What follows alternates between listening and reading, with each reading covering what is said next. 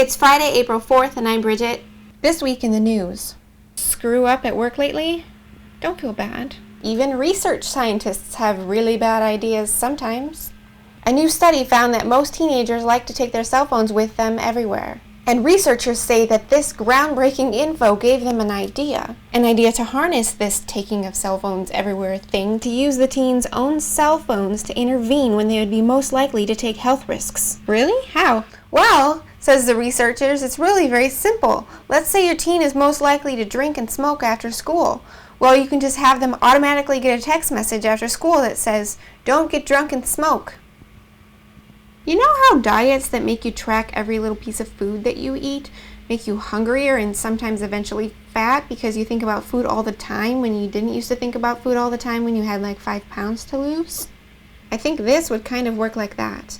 Quite happy with themselves and their big idea, researchers pointed out that unlike anti-drinking and smoking TV commercials that teens only saw when they were around a TV, these anti-drinking and smoking texts could reach teens anywhere. They can remind them not to think about drinking and smoking everywhere and all the time. Like this. "Hey, what's up?" Like, I want to hang out with you, but I don't know what to do. Well, I don't know, whatever you want to do. I don't know, like if you had an idea, we could do something. Well, whatever you want to do. I don't know, something you want to do? I have no ideas at all. It's so annoying when you do this. What do you want to do? We could play basketball. Sorry, I can't hear you. I'm getting a text message. What's it say?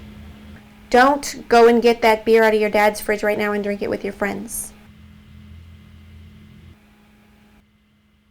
And that's pretty much how that would go. Moving on, 67% of the population and climbing does not use a watch to tell the time anymore.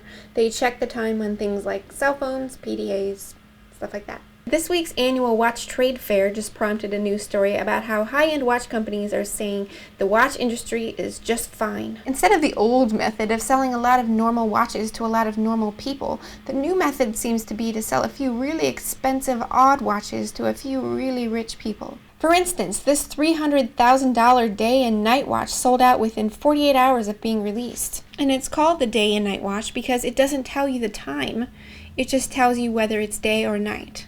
It's not fair that only the rich get to know whether it's day or night. 'Cause you deserve to know. Right now, it's day.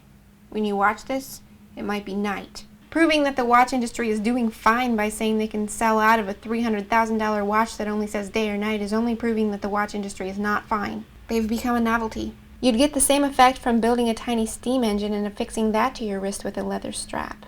Maybe a little manual pencil sharpener would be cute. Or a little thing of sea monkeys. I'm Brigitte, and I'll see you next Friday.